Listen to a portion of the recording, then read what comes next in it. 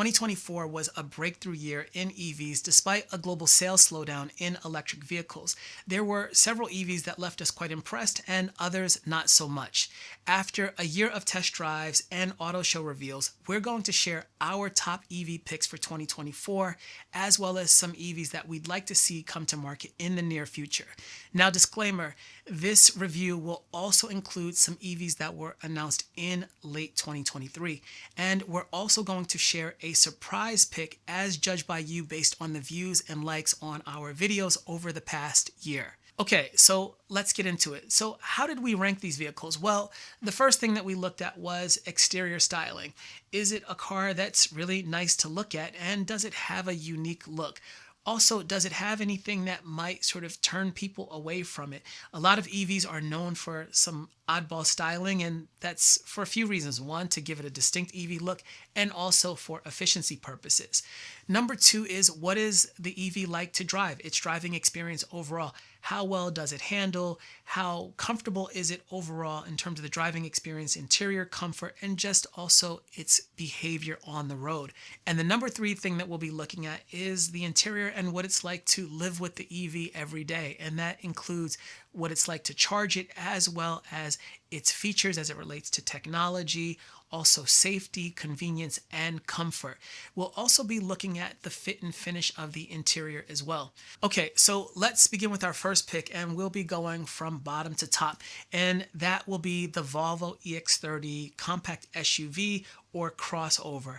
Now, why do we like it? Well, namely, we like it because of its styling. It's got really compact dimensions, which makes it maneuverable in urban environments, but then you also have the versatility of being able to carry passengers as well as cargo in the vehicle, and we think that it's well suited to urban dwellers because of its compact dimensions. It's not meant for large families, but it is very well suited to individuals who might either live near the city or inside the city, and because you get the benefit of regenerative braking, which charges the battery, that means that in city environments you really can maximize the range of the Volvo EX30, which is roughly a range of 420 kilometers or 280 miles. So that's quite impressive for a vehicle of this type, and it's also a performer, 0 to 60 in 3.5 seconds with the dual motor configuration.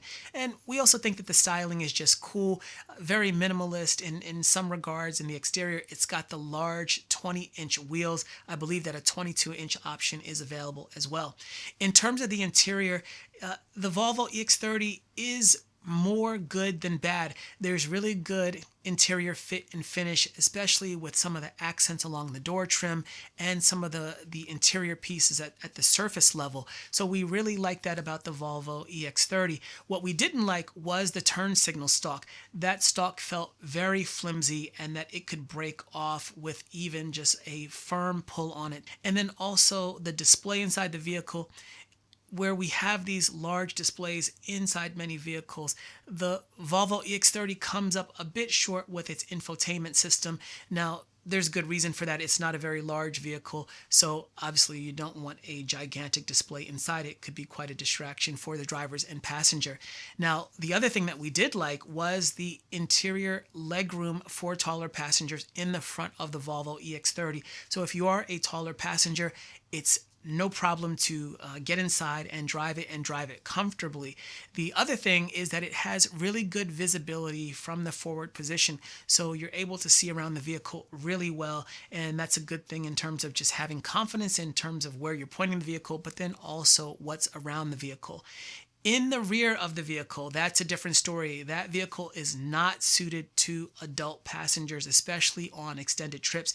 The dimensions are quite cramped, and so that's the primary reason that we don't like it, as well as the sort of short bench, which is a function of the EV battery moving the interior floor up high, so there's not a lot of good underleg support in the Volvo EX30. Now, one of the cool things about it was that panoramic moonroof inside the Volvo EX30. It's absolutely massive, and it might actually sort of take some of the stress away from riding in that vehicle for taller passengers. But overall, it's a very cool vehicle, and it makes our number 3 list for 2024. Now, on to number two, and that was the Hyundai Ioniq 5. Now, we had a chance to spend some time with that vehicle in the spring and were just impressed with it all the way around. The key thing with it was its performance. It's an absolute rocket. In the configuration that we had, we were able to get from 0 to 60 in roughly 4 seconds, and it seemed like it could do it even faster if we really pushed it. So that was a really nice aspect of the Hyundai Ioniq 5. Also, its handling. It really handled well on a variety of road surfaces, and we really pushed it. It handled well in the corners, but even over bumpy surfaces, it really remained composed, and we didn't feel that weight of the heavy EV battery inside of it. So on a day-to-day basis, the Hyundai Ioniq 5 I think is quite comfortable to live with for someone who's driving it. And then also it has really good interior space for both front and rear passengers. So it is a strikingly roomy vehicle for its dimensions, but also you do get the benefit of not having the motor. So Hyundai was able to really make the most of those dimensions. And also from a styling perspective, it looks very cool. We like some of the matrix lighting elements as well as some of the angular shapes on it. Now, what we didn't like was the interior controls. There were a lot of touch controls on the Hyundai Ioniq 5, and some of those controls were just too small. And so that's quite problematic when you're trying to make adjustments, whether it's a map function or adjust the stereo system. And from what I understand, I believe in October, Hyundai said that they would be addressing that in their vehicles where they're moving away, or at least sort of de-emphasizing the touch experience inside of the vehicle for more analog controls. So that's a huge positive, and that definitely makes the Hyundai Ioniq 5, I think, even more appealing from that aspect. So that's a car that could have easily made our number one, but there was one that I think ticked all the boxes in terms of the overall best vehicle and most well-rounded vehicle. So that would be the Polestar 2. I reviewed the Polestar 2 in Texas over the summer, and simply put, I didn't want to give it back. That vehicle really had just about everything.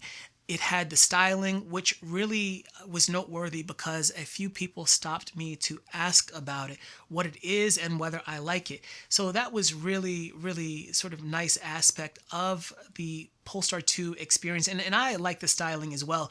My only gripe with it was that it was just a little bit generic, but overall I really like the styling.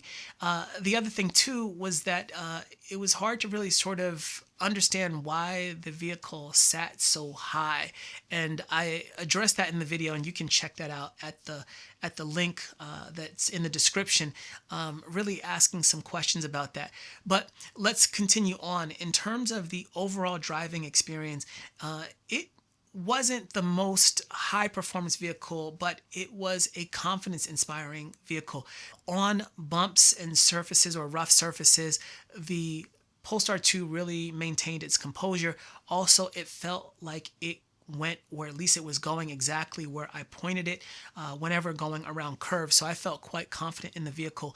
The one challenge with it was that it was very difficult to enable sport mode on the Polestar 2. I actually wasn't able to enable sport mode on the Polestar 2, so I really couldn't test its handling characteristics to sort of more of an aggressive limit, but in standard mode it was quite a pleasure to drive. Now, the other thing that sort of was maybe an issue but not really a knock on the vehicle, at least not to knock it out of the number one spot, was its acceleration. I had the 78 kilowatt hour dual motor version, and with that setup, the Polestar 2 really should have been very fast off the line, and that was not my experience when I had it. Also, had spoken with someone about the Polestar 2, and that was their observation as well, was that it just didn't have the type of acceleration that really reflected its setup, the 78 kilowatt hour battery and the dual motor. Now, there could be good reasons for that, given sort of whatever Polestar's target audience is for that vehicle, maybe not making the vehicle sort of too aggressive, where it might sort of create a negative impression of the driving experience in the Polestar 2. Let's get into the interior. The interior was just fantastic. Very high quality fit and finish, high quality materials on the surfaces, on the seats. It felt really buttoned up, and it felt not necessarily like a premium vehicle, but for its price point, it felt like a very high quality vehicle, very well constructed, and there were some really forward thinking elements to it as well, including the USB-C ports and the cup holder, as well as the wireless charging. And the real sort of star of the show, or at least the star features of the Polestar 2, was its infotainment system. Had that very large 14-inch display with Google Auto in it. Really liked the integration with the vehicle's battery management function. Really gave you a good sense of where the car was going to be from a charging perspective when you got to your destination, or if you were doing a round trip in the Polestar 2. And then also that carried over into the actual sort of driver display. It was really sort of a pick your preference in terms of where you like to get your information about the vehicle, as well as maps, directions, and then the overall charge status. So that was very cool about the Polestar 2. Very well integrated, and hopefully it just gets better from there. Didn't feel with all the tech that it was really too distracting or too difficult to figure out. It felt like it really sort of had a good sense of what information to provide to the driver that's absolutely meaningful. Now, in terms of charging, because we spent the most time with the Polestar 2, the Polestar 2 was consistent in its charging, able to get the car from sort of 10% to 90%, which was the pre-configured charge limit, in roughly an hour and a half. So it was a smooth experience there. Certainly, it would have been better to have overnight charging for the Polestar 2, but in public charging, it did really well.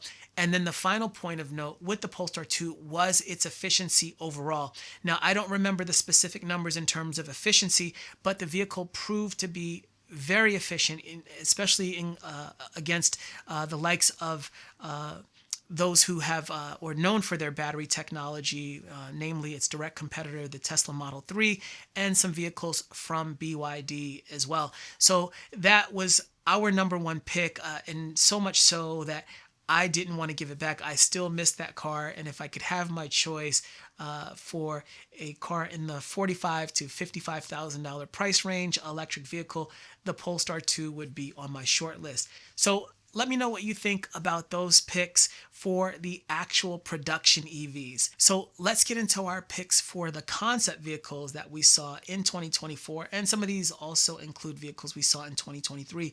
So our pick for the sort of lowest ranked concept vehicle was the Toyota Land Cruiser SE. And the reason is that it was a common theme that we'll get into later, but there just weren't a lot of details about the Land Cruiser SE. It's a full-size SUV, much like the production Land Cruisers that are on the market, but we don't know if the Land Cruiser SE will make it to market, and if so, what will the actual configuration be? Will it be fully electric? Will it be hybrid? Also, what is the battery? What is the range that's anticipated for, as well as the actual sort of accommodations in terms of the number of passengers. We think that it'll be a 7-seater SUV, but we can't confirm that. And also, what will the price point be? Based on our evaluation, it looked like it could be an upmarket SUV, so that could easily be in the starting range of about $80,000, and then looking at roughly a 90 to 110 kilowatt hour battery. But again, everything is conceptual at this point. But what we did like was the overall styling. It had the upmarket look to it, but then also it had some elements of the traditional Land Cruiser, so it would be a very familiar thing. And then also, because Land Cruisers are known for their ruggedness and their off-road capabilities, we don't know what an electric variant might look like. Our next pick is the Toyota Kayoibako mini or compact van concept that we saw at the Tokyo Mobility Show in late 2023. We had a chance to speak with a Toyota representative about that vehicle, and it's very much a design study at this point. What we do know is that it's designed for modularity, and that means that cargo can be moved around both lengthwise and horizontally depending on the job. There's also a sort of telemetry in the vehicle that allows the driver to be able to determine where he or she is going for the next job, and that can also be dictated by a command center. So basically on demand, assigning that driver his or her responsibilities. And it was overall just a cool looking car. Why we like it is because if it comes to market, I imagine it would be hugely popular, especially in urban environments. Imagine a low-cost EV that gives you that type of modularity, so it can be used for, think, van life, transporting small cargo, or just going out with your friends, or just making errands. So there's a real opportunity for Toyota with the Kayoibako concept, and we definitely hope to see it, but details are really sketchy on that vehicle at the moment. Our next pick is the Toyota HiAce EV van concept. Now, the reason we like that, it's obviously not sort of the pick that would be on most people's list in terms of an electric vehicle, but as a cargo vehicle, there are a lot of compelling things about the HiAce EV. Sustainability and carbon emissions are real concerns for last mile delivery for freight and logistics operators as well as service providers. And the Toyota HiAce EV van concept could address that if it comes to market. It is a very long vehicle, so it can accommodate quite a bit of cargo. It also has a very nice turning radius so that a vehicle of that type can maneuver in and out of spaces quite well.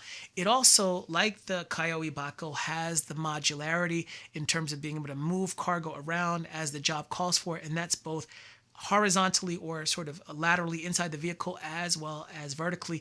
And it also includes telemetry where the driver can, one, understand sort of the efficiency of the vehicle, but then also possibly receive his next job instructions through the telemetry system.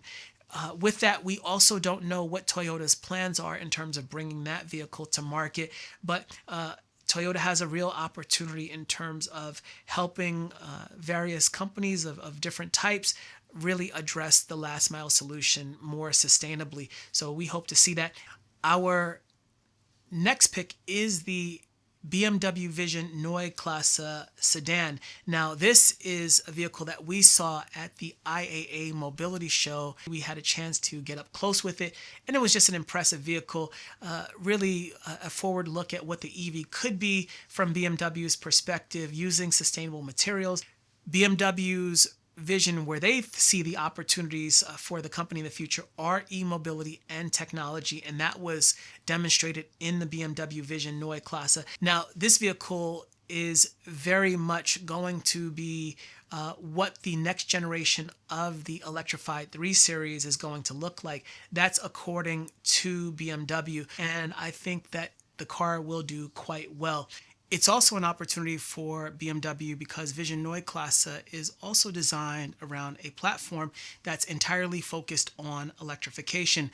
This allows BMW to integrate new technologies into the vehicle as well as use their in-house developed battery cells. And the goal is to really maximize the range and efficiency of Neue Klasse vehicles, and so we'll see these technologies featured in their upcoming i3 sedan, which is the electrified 3 Series, as well as the iX3 crossover SUV. Those will be hitting the market in 2025, and we very much look forward to seeing them as well as bringing our review of it to you. Our next pick is the Toyota FTSE concept. We saw this vehicle at the Tokyo Mobility Show in late 2023, and Toyota gave us the opportunity to speak with their lead engineer as well as designer for the FTSE, and it was an absolutely fantastic experience. One, to speak with them, but then also to see the vehicle up close. This is Toyota's vision for the future sports car, but this car, if it does make it to market, could really shape the future of electrified sports cars, especially at an affordable price point. And what we know about the FTSE is that it's built around Toyota's modular platform, or a sort of platform focused on multi-pathways where they could either have hybrid, gasoline, battery electric, or even hydrogen. The problem is that the details around that platform are still unclear, so it's hard to get a picture of what the FTSE actually could be. But the thinking is 400 kilometers of range, roughly 240 miles, and also some elements as a result of it being electrified that really allow Toyota some flexibility in terms of design and the interior. And if you're interested in learning more, you can check out that video in the link below. Also, what we know about the FTSE is that it's really supposed to be a look at the future of the GR86 or the GR Supra, according to Toyota's lead engineer. And last but not least is your pick, the viewer, of the top EV of 2024. This one garnered the most likes as well as comments on our channel, and that was the Mitsubishi Delica DX concept. We saw this vehicle at the Tokyo Mobility Show as well, and it was a really interesting vehicle. One, a very big vehicle, but very sort of forward-thinking vehicle in terms of really the sort of lifestyle elements that many people are focused on when they use their vehicles in terms of going out with family and friends. And Mitsubishi gave us a look into that. One, in terms of the styling, being able to see around the vehicle when maneuvering if you're in an off-road situation, but then also the modularity as it relates to the seating positions, and then the versatility of the vehicle in terms of carrying cargo. The thinking is that this vehicle will be a hybrid electric vehicle, plug-in hybrid electric vehicle, and so the driver can designate when to drive in electric only mode and then put it into hybrid mode for different types of terrain where the four-wheel drive system can be engaged under different types of terrain. There are no specific details on the Delica DX, but from your comments, you all would love to see this vehicle come to market, and hopefully in production form, we will see the Delica DX with a lot of these ideas or features that Mitsubishi is signaling in that vehicle. So let us know what you think about the Mitsubishi Delica DX being the overall top pick, but then also let us know about our picks for 2024, whether it's a production vehicle or concept vehicle. And we're getting into 2025. Let us know what you are looking forward to in 2025. So those are our picks for 2024. We hope you enjoyed this video. If so, be sure to hit that like button, and if you haven't, hit that subscribe button. And also, if you have any questions or comments, leave them in the comment section below. We'll see you in the next video soon.